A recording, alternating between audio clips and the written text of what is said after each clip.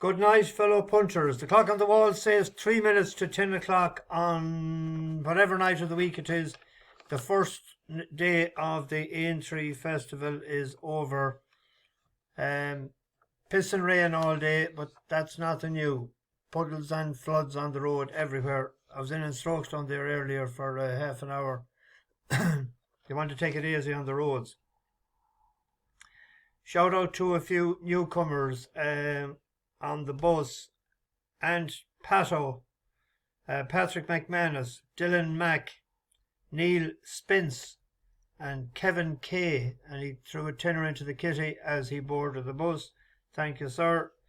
Not a bad all day. Punting, weather-wise, just shit. But we made a few pound, and as I always say, if we're winning a few pound, we're not losing a few pound. One of those days, sort of, that it's that it sort of comes right the way you think. What did I say the other night about the A team? I meshed up the wrong book. Il Ete Tamp started it off great. Went clear comfortably. I couldn't say it better myself. Drifted back a bit at the start and went out to 6 or 7 to 1 in running. But I thought he had them covered at all times. Townend gave it a great ride. Off to a good start. Then in the second race, I suggested, not knowing that the fitness of Sergino, that you were better off at 10 to 11 back in Cargees. I thought it was a 2-horse race. Cargees ran well, but Sergino is a more powerful horse, without a doubt. And if it didn't jump the third last and second last so clumsily, it would have won handier. But we made money, and we were rolling on to the next one. Jerry Calamb. I thought we were goosed, but about 3/4 of a mile to go, 7 furlongs to go. He was under the cosh, but Kennedy pulled him out, and it was mighty like that Ahoy Senor, who relishes and loves coming to Aintree, that 'twas him that gave him the battle up the straight. Shishkin fell away. That's why he drifted, and the money came for Shishkin after Sergino.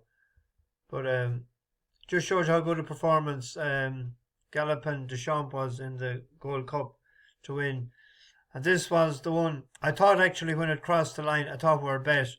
Now, I wouldn't begrudge Bob Allinger the grade 1, but I was waiting in Pere Pass for a 4-timer, and I had it in doubles and trebles and whatever. So when I seen the replay then, I says, geez, I think we may have got it, or at least we got a dead heat. So, but I don't know why. Was the Beatles playing music or what coming up the stretch? Why did he veer off to the right? Put your heart in your mouth, or they would put your heart in your mouth. The Hunter's Chase, it's on the line. The drop back and trip proved that he didn't stay the 2 or the 3-2 when he got caught in Cheltenham. We got a place though, went out to 25 to 1 T Clipper. Pity the ground wasn't a bit in on the better side, because that's what it would like.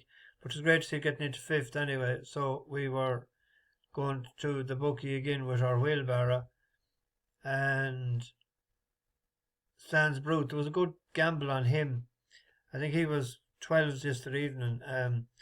We got money again with Pat Duro. I was looking at Saint coming up the straight when I seen Saint War, and we backed him the last couple of times. I was saying, don't do it to us, but he didn't. But we got our place money anyway. And then in the last race, the Diva Luna was out in front. It was beaten by the other one that we picked in the point to point. And I wouldn't mind. I said it to someone there a couple of years ago. They were telling me about point to points and point to points. And I was saying, yeah, but some of them progress better and faster than others, and some of them when they go to different years. But anyway, we made a few pound.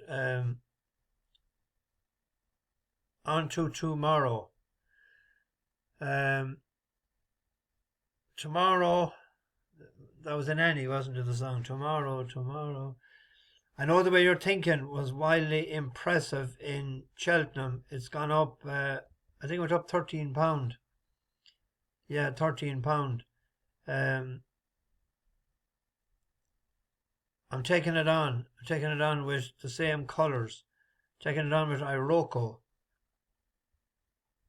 I thought Iroko, that won the Martin Pipe a couple of years ago, but it was very impressive first time out over fences, and then it had a bit of a setback, but it came back the last day to run in the Turners. And if we look at it here, he's about sixth. That's him with the noseband here at an inadequate trip, you could say. And watch the way he stays on. He finished well, I thought, up the hill, and he was staying on. Now, his best for him, I think, might be over a trip. That's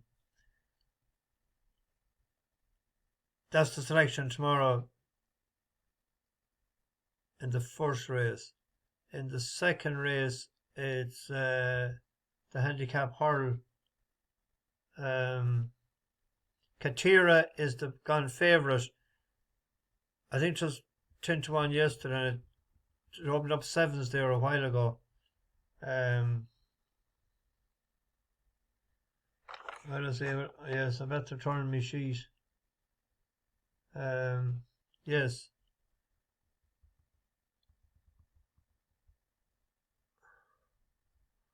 I'll get them all in the grid. I've gone for it, and they're paying 6th place in a lot of bookies there. I went for Kamsinas, or Kamsinas is the proper each way. This started off with Sam curling and won a point to point, and the only time it has ran over a distance farther than 2 miles was the last day it ran in a novice hurl, but it has beaten Making Headway before. They were on level weights that day, and I think there's £4 between it now, but he bet him Cozy, I thought, that day. That was in a grade 2 last November. Says there readily. I'd agree. And the last day it ran, that's it on the right hand side. Through to the lead now. Il Pino on the left is ridden along. Kamsinas with the white cap on the right is coming into it. Be aware, one from the left in the blue launching his challenge as well. At the second last, Parade Away. Got it wrong. Kamsinas on the right, on the left. Be aware, either side of Parade Away. This three hurtle down towards the final flight with very little between them. But it's Kamsinas and Jack Hogan who come through to lead. At the last, down is Parade Away. Be aware, left in second position. Menagio in third. It's Kamsinas with a very narrow advantage. Be aware in second is a half length behind, but Kamsinas wins. Be aware in second position. Menagio in third. Be aware was the favourite that day as well. I thought it's an each way play at 25s in some places, 20s they're paying 6.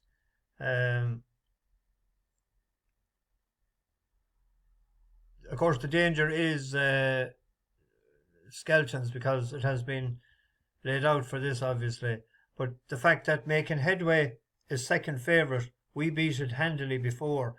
Possibly Making Headway has improved, but at the 25-1, I'm having a go at that.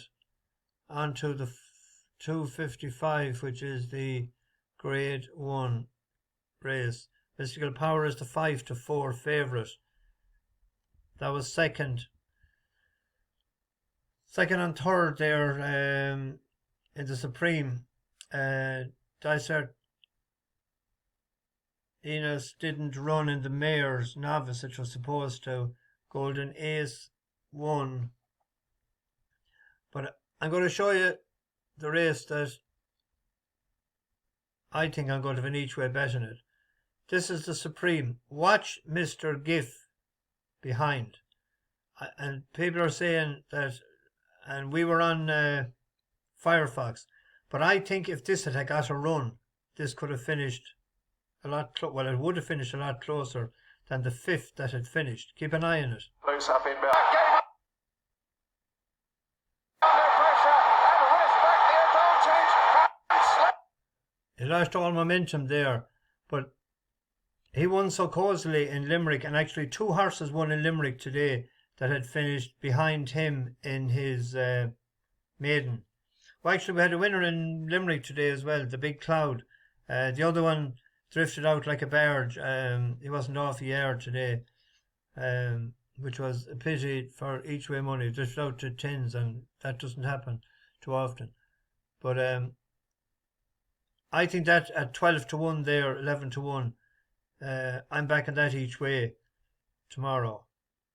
On to the 3:30, which is the Melling Chase. This is the top race tomorrow. Top rated horse in it is Jonbon at 170. Pictori's 162. Envoy Allen is 162. Jonbon is the youngest horse in the race. If we look here, 8-year-old 7, 6, 7s. We have to go back to 2005 and 2004 for a double-digit horse to win this, when Moscow Flyer won it twice. So, the youngest horse in the race is the highest rated in the race, and it has never ran this distance before, apart from in a point to point, wasn't it? If we look at its form, I think it's crying out for a step up and trip all the time.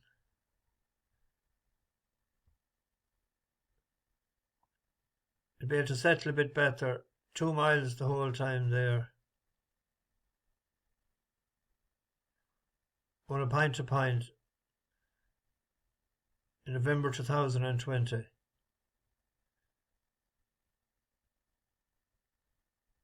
I think tomorrow the distance, the step up and trip is the key, and that is the selection in that race.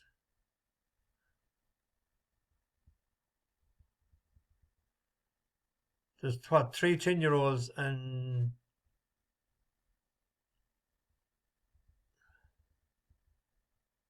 3 10-year-olds and 3 9-year-olds and an 8-year-old. We're going with the youth. Can't beat the youth. On to the 405, the Topham Trophy over the national fences. You might have heard me a couple of weeks ago when Cheltenham was on. I said it was a spark of life by Life in the Park. I tipped this up a couple of times last year, and it didn't run that well at all. I don't know what happened to it. I think we're on it, were we, in Listowel and the Kerry National, and there was another time. But if we just take a look at the last time it ran in Cheltenham, it finished 4th. Now this is it here, right? In good position, but a couple of horses fall in front of it, and it loses its position, and it goes back, and it'll be very close to the winner, I think. We have a bus horse there as well. Your Darling hasn't ran since winning for us in Ascot on 24th of November. It beat a good yardstick there, Phlegmatic. Was it kept for this? It was kept for better ground, but whether this ground is suitable or not is another question. But the green sleeves beginning to plug on. Fidelo Vallis behind this, then Fire Dancer. But Your Darling has gone into a 4-length advantage. 2 plain fences to jump. Phlegmatic flying at it in second place was 3 lengths behind. Neon Moon behind those, then Fidelo Vallis. Cobhead staying on for a place late on. But Your Darling with a commanding advantage. Coming towards the final fence then. The blue jacket of Your Darling pinged over it. Second place Phlegmatic, Cobhead, Fidelo Vallis and Neon Moon giving chase for the minor places, but Your Darling and Keelan Woods is a handsome winner of this. He's coasting home to success. Posed up off 128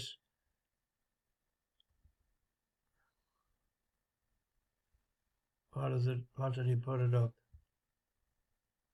He put it up £9. So I'm picking 2 against the field in the top of them. There are 6 places. If we got 2 places, we're a nice profit. If we got 1, we're covering the other one. If we get a winner in a place, we'll be in clover. Now on to the 440.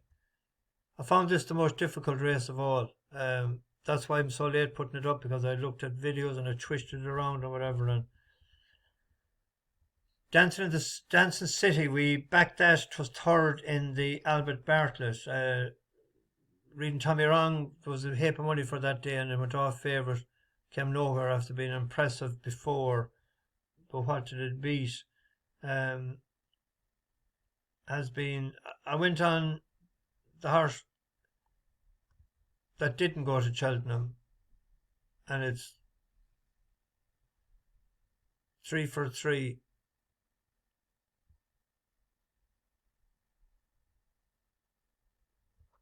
Two for 2 over the National Hunt, and won a bumper. It was impressive enough in December, I thought. Horses that has ran in this, that had won or ran in Cheltenham before, not a great record. So I went for the fresher horse, hopefully that Hindo has it ready, like Sergino today. On to the handicap hurdle for amateurs and conditional jockeys. The favourite is Charles Burton's horse that fell, went as upside Sir Gerhard the last day it ran. How would have done after that, nobody knows. Godante was 7th or 8th in this last year, and is £7 higher this year, has won a couple of races. I went for 2 in this again. They're paying 5 and 6 places. 2 at a price. One is Ted Hastings, to our go-to guy, Danny Gilligan. Danny has been very profitable for us on the bus, including the last race in Cheltenham and better days ahead. But this hasn't ran since St. Stephen's Day, Boxing Day, tomato. And it was a 2.5 mile race in Aintree. We'd up £1 for being second. Now, he actually had ran on the flat as well, and he had won a pint to pint. He has danced every dance, but he's campaigned in he had a few races in England there as well. But if we look at the second, or the last race, the drop back and trip, a fast run 2 mile, might just suit him. This is him here, number 2 in the black and yellow. Length off these 2 Bingos, just about moved into 3rd position. He's got a very narrow advantage over Kamsinas Pierre. Right in behind those, Resplendent Grey going to be playing late, so also Ted Hastings, and the red of Shanagh Bob. Red and pink continues to be at the rear of the field. The red and yellow of Minella Drama is just about in front, but they are only 5 lengths between them now, so they've all got a chance. Moving into the home straight, Minella Drama to Classic Lord in 2nd place, Bingo in 3rd, Kamsinas Pierre just being ridden along in 4th place. Resplendent Grey beyond the right, the grey horse getting into it now, and then Ted Hastings in the black and yellow as they take the 3rd last flight of hurdles. Shanagh Bob extreme left as a little squeak as well. Bingo has come through now to take it up as they come for the 2nd last. Bingo goes on to Ted Hastings in 2nd position. Kamsinas Pierre was struggling but made an error. They move on down towards the last flight now. Resplendent Grey's moved into 3rd. But it's Charlotte Jones on Bingo from James Bone on Ted Hastings. They come to the final flight. Bingo got over it. Didn't jump it too well though. Ted Hastings in 2nd position, only a length behind. Behind those, Resplendent Grey. Kamsinas Pierre is running on into the closing stages. In white, nearest the stands. Bingo shows in front here. Ted Hastings in the black and yellow is trying, but is not quick enough. It's Bingo who wins. I'd say he traded short and running there for someone that had won a point to point, I was sure he'd go past that horse that day, but he didn't. But Danny Gilligan, fast run 2 miles might be just suitable. It's like, was he injured or was he kept specially for this? I don't know. I'm just trying to. And we go with Skycutter as well for Dan Skelton. We backed this the last day in the Moor Battle in Kelso, but he wasn't that busy on him, and he kept him for this race. If we look at the Moor Battle here, he's backing. That's him and this back a nice bit. And when the bird had flown there, cracking Destiny on the rail, he wasn't too busy on it. Next, Cracking Rhapsody, Ginger Mail for Nick Alexander and Danny McMenamin on the left. Any harm in asking Skycutter in behind them, but it is Cracking Rhapsody and Ginger Mail. These two at the final flight. Two Scottish trained runners leading the Moor Battlefield from Any Harm in Asking Skycutter, but it is Cracking Rhapsody finding plenty for Craig Nichol. Ewan Willens won this as a jockey in 2007 and he's trained the winner in 2024. He was staying on in third. It's Friday. What happens on a Friday? We go to Fundalk. And we go to one bet in the 7:15.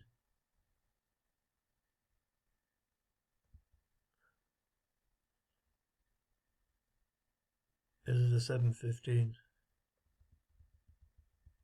Cheers. An each way bet on Alto Sax for Ger Lyons and Colin Keane.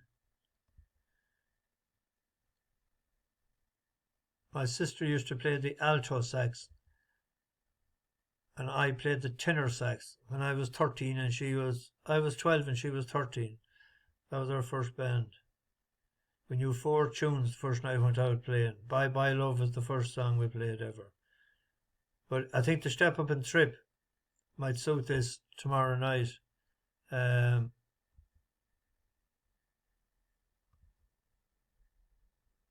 are we here? That's him in the yellow and the David Spratt colours. Then the cross on board for Eddie Harty. Back to the third running, Dandylicious. Turning in fourth is Mary Baggett and Blue Soul. Michelle Angel, these three in a line, then Aldo Sachs. Blue Soul next, but go on, you have it running on ahead of a fading. Pandy and Power right over on the far side is the grey digging in Galician Girl, and it's Mary Baggett on the stand side. Placed so often has now a lead of a length running up to the finish. It is Mary Baggett winning by going away 2.5 from Dandylicious. Galician Girl Aldo. Step Up and Trip might suit tomorrow night, and each way bet 5-1. So I'll get this into the oven. Just I'm nearly 25 minutes talking. And next time you see me, we'll be looking at the Grand National card. So bash the bookies over and out.